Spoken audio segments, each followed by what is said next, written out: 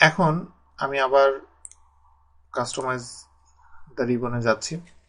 এখানে যাওয়ার পরে এখন আমি যদি মনে করি যে আমি একটা ট্যাব অ্যাড করতে চাই, এই ট্যাবের ভিতরে আমি আমার কিছু টুলস সেগুলো আমি গ্রুপ গ্রুপ করে রাখতে চাই, সেটা আমি করতে পারবো।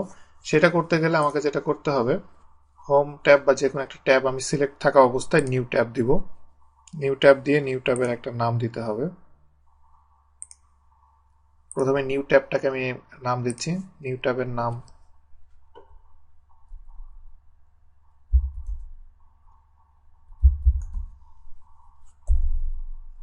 নিউ ট্যাবের একটা নাম দিলাম। নাম দেওয়ার পরে এরপর আমি নিউ গ্রুপ নিউ গ্রুপটা আমি সিলেক্ট করে আমি যদি এটাকে রিনেম করি এবং রিনেমে আমি এটার একটা আমি নাম দিচ্ছি।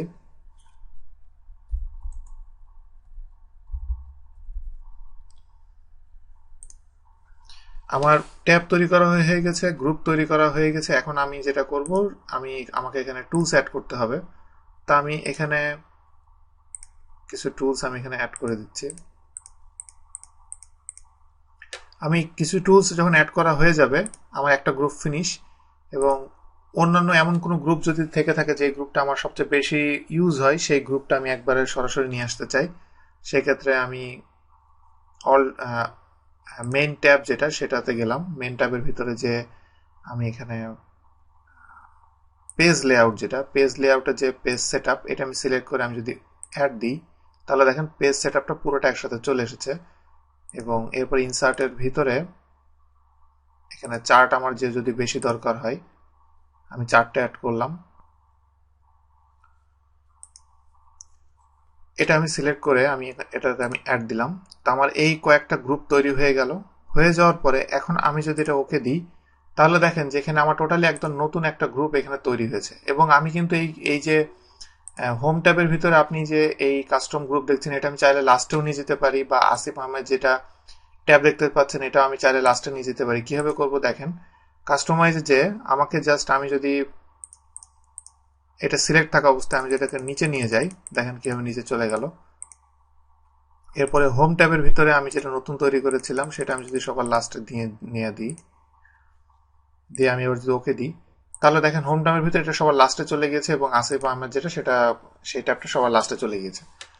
এইভাবে আপনি আপনার ইচ্ছা মতো আপনি এটা কাস্টমাইজ করে ফেলতে পারবেন।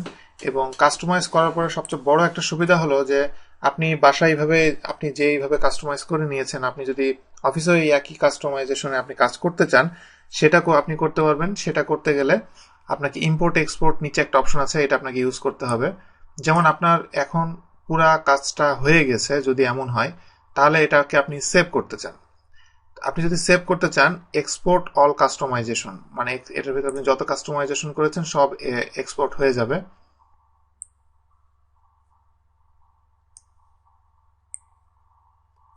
তো আমি এটাকে সেভ করছি।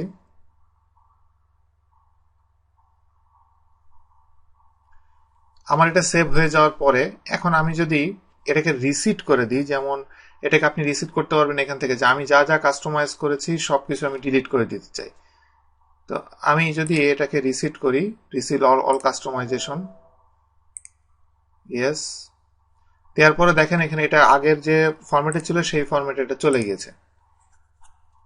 এখন আমি যদি মনে করি যে আমি ওই কাস্টমাইজ যে আমার ফাইলটা আছে ওইটাকে আমি যদি ইম্পোর্ট করতে চাই, আমি সেটাকে ইম্পোর্ট করছি,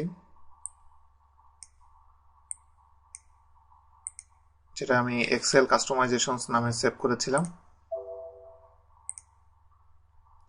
এটা দিয়ে আমি যদি ওকে দিই, তাহলে দেখেন যে আমি যেটা আমি ইম্পোর্ট করেছি সেটা অটোমেটিকলি এখানে এসে এখানে অ্যাড হয়ে গিয়েছে।